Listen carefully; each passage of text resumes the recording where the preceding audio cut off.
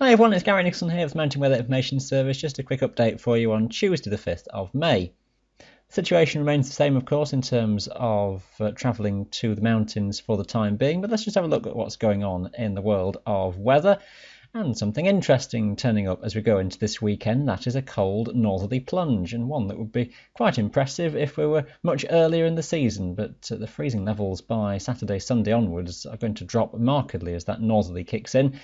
Let's then have a look at the temperatures here at 850 millibars, and this is representing about 1500 metres on this chart at this point in time. A little bit too high up then to be absolutely like for the Scottish high tops, but near enough that we can work with it. And this is going on through Saturday, and here comes the cold plunge of air moving southwards Saturday evening, Saturday night onwards into Sunday. And values shown at that level by midday on Sunday show, well, -7 and even nudging towards -10 at that level in the atmosphere, 1500 metres on the middle of Sunday. It translates to a freezing level down as low as 600 to 800 metres, and perhaps even by Sunday evening and night it could drop to 400 metres, and with some frost forming pretty extensively in many of the valleys and the glens. So a real late season chill coming down from the north in that respect, and that cold air mass will stay around into the early days of next week. Again, frost, hard frosts down to -3 to -5. I wouldn't be surprised to see in some of the highland glens by that time. Widespread frost across the country in most valleys then in the early days of next week. Daytime temperatures just about clambering towards double figures as we go a bit further ahead, but there'll be a few single figure days in there, particularly northern Scotland.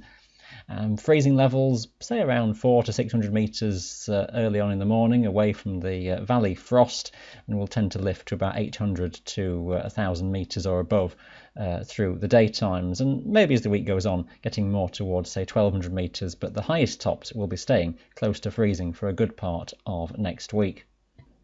This is how things look on the big picture across the North Atlantic and across Europe. There's high pressure in charge at the moment. Just to skip things on very quickly, there's a few bursts of rain running north across Ireland and the western parts of Britain associated with low pressure and a frontal system that lies out toward the west. The high to the east of us just promoting a southerly feed at this stage, so some warmth through the rest of this week. But things all turn around as we head toward the weekend because low pressure forms around the Norwegian Sea, high pressure builds around Iceland. There's low pressure around Biscay, and the whole thing conspires to pull a straight northerly down from the Arctic, and this is as we go through Saturday. There'll be a few showers around associated with a cold front passing southwards, and those increasingly have some snow and some hail on the mountains, first in Scotland and then maybe extending a bit further southwards. I don't think too many showers around in total because high pressure builds quite strongly in, so not much precipitation to speak of to really identify that cold air, but you'll certainly feel it if you are out and about even at low levels early next week, because that cold air mass just stays around. The high that's in sticks with the cold air within it, and that's the risk of overnight frost that will continue then.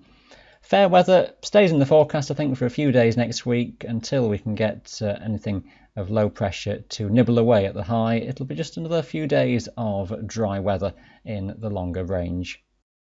Can't do much with it at the moment, I'm afraid. We're all more or less in the same boat. Enjoy your local walking if you can, and we'll get back to the mountains hopefully very soon. Thanks for watching. Bye for now.